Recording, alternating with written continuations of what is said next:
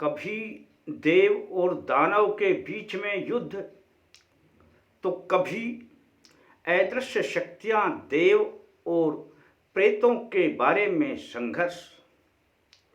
यानी यूं समझ लीजिए दोस्तों कि सकारात्मकता और नकारात्मकता के बीच में परस्पर द्वंद्व युद्ध चलता रहता है। अब आप जो भोग लगाते हैं दोस्तों, वह प्रेत ले जाते हैं या आपके देव को मिलता है, आप इसे जान नहीं पाते। आपके लिए तो यह बड़ा कठिन विषय है, लेकिन है बहुत सरल। आज मैं इसी बात की गुत्थी को सुलझा रहा हूं ताकि आप जान जाएं और अपना भोग लगाते हुए सतर्क रहें। अब हम अपने विषय पर आएं, इससे पहले अल्टीमेट ज्ञान में जुड़ने वाले हमारे सभी प्रेमी भाइयों का हार्दिक स्वागत है और जय माता दी लिखने वाले दोस्तों का तहे दिल से हार्दिक अभिनंदन। सभी के लिए जय माता दी। दोस्तों, यह प्रश्न बना रहता है कि हम इतनी पूजा करते हैं, भोग भी लगाते हैं, देवों का मन चाहा भोग लगाते हैं, फिर भी हमें अभिष्ट फल मिल नहीं पाता। दोस्तों, अब मैं आपको बता रहा हूं यह रहस्य।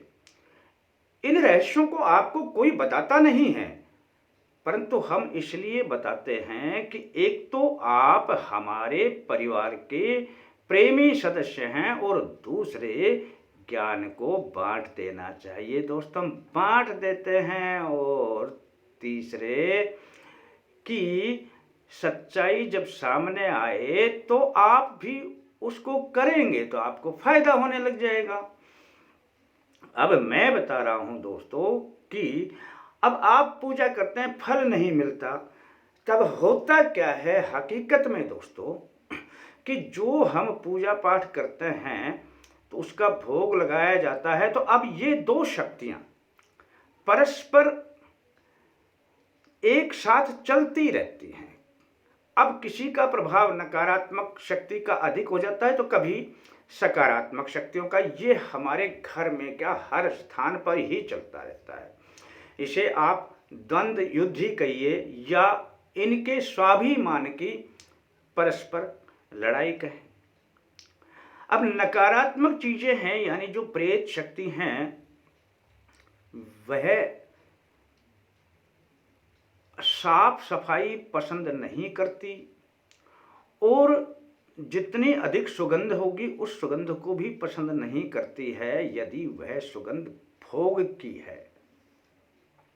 अब जो भोग लगाया जा रहा है दोस्तों, उस भोग का हजारों गुना सुगंध निकलता है। प्रयोग करके देख लेना, कोई भी वस्तु आप अग्नि में डालोगे तो उसके गुण में हजारों गुना बढ़ोतरी हो जाती है। अगर वहां पर नकारात्मक शक्तियां हावी हैं तो आप जो भोग लगाएंगे दोस्तों, वह भोग पक ही नहीं पाएगा। या तो आपका कंडा जिस पे भोग लगाते हैं वो सही ढंग से नहीं चलेगा, उसमें अग्नि पैदा नहीं होगी, होगी तो वो बुझ जाएगी, आपका भोग अधूरा रह जाएगा, कच्चा रह जाएगा, उसमें से पूर्ण सुगंध निकल नहीं पाएगी, तो वह देवताओं तक कदापि नहीं पहुंचती है। झपट्टा मार लेते हैं वहां पर प्रेत, और यही तो वह चाहते हैं। फिर आपको पूरा फल नहीं मिल पाता। हम दोस्तों जब यज्ञ करते हैं तब हम ध्यान रखते हैं कि अग्नि किस प्रकार से प्रज्वलित होती है, अग्नि बुझने न पाए। अग्नि में जब भोग लगाते हैं तो भोग पूरा पके, यह हम पूरा ध्यान रखते हैं।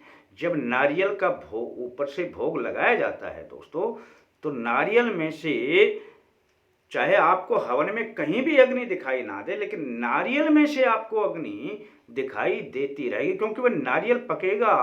जब पूरा पकेगा तो समझ लेना पूरा भोग देवों के पास जाएगा। इसी प्रकार से जब आप भोग लगाते हैं, आप अपनी भोग लगाने की जो अंगारी होती है, जो अपना कंडा होता है, जलाते हैं। ध्यान रहे कपूर तो डाले नहीं, अपने भोग में कपूर नहीं डालना है। तो चाहे गोले के छोटे छोटे पीस करके रखें और घी पास में रखें, और अपना भोग जब लगाएं तो अपने पास में वो चीज़ें लगाते रहें, गोले के छोटे छोटे पीस काट करके लगाते रहें, उसमें घी डालते रहें, ताकि आपका लगाया हुआ भोग पूरा पक जाए। अक्सर आप कभी इस बात की तरफ ध्यान नहीं देते हैं, और सबसे बड़ा कारण होता है दोस्तों कि यह भोग देवताओं तक नहीं पहुंच पाता है।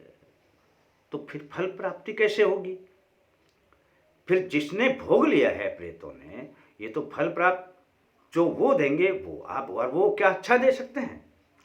दोस्तों भोग कोई नहीं खाता, न देव खाते हैं न प्रेत खाते हैं, केवल उनके सुगंधि को ग्रहण करते हैं, और उनमें से पूर्ण सुगंध तब निकलेगी जब पूरा भोग पकेगा, तब उसकी पूर्ण सुगंध बनती है।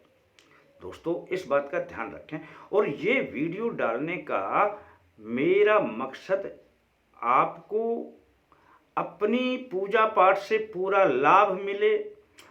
और मैंने जो आज सुबह मेरे प्रेमी के पास में यज्ञ किया, तब यज्ञ संपूर्ण होने के बाद प्रेमी ने कहा कि चलो चाय बनाते हैं, और हम बैठ गए। और चाय के लिए जब इंतजार करना पड़ा, तब वहाँ पर हम खाली ही तो बैठे थे दोस्तों। तो फिर मैंने अपने यज्ञ में जो पूर्ण आहुति अपने गोले की दी थी, अब उसमें से जो अग्नि पैदा हो रही थी उसका वीडियो भी मैंने बना लिया। अब उस वीडियो को मैं आपको इसमें दिखा रहा हूँ, ताकि आपको पता चले कि भोग लगाते हैं तब कैसा होता है। इसी प्रकार से आपकी अंगारी पर भोग चलना चाहिए दोस्तों।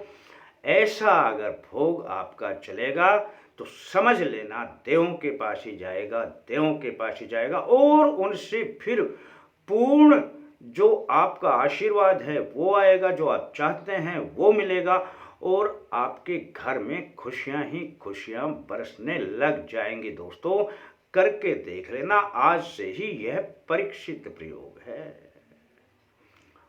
अच्छा लगता है आपको तो अपने यार दोस्तों में इस वीडियो को शेयर कर दें, ठीक है ना भाई? कर दोगे तो किसी को फायदा तो हो जाएगा। आप तो फायदा उठा ही लेंगे, मैंने बता दिया है, तो किसी को कर दोगे तो उसको भी फायदा हो जाएगा। ऐसा करके अपना भी थोड़ा पुण्य कमा लें। और फिर मिलते हैं दोस्तों शीघ्र ही नए अंक के साथ। तब तक के लिए जय माता दी।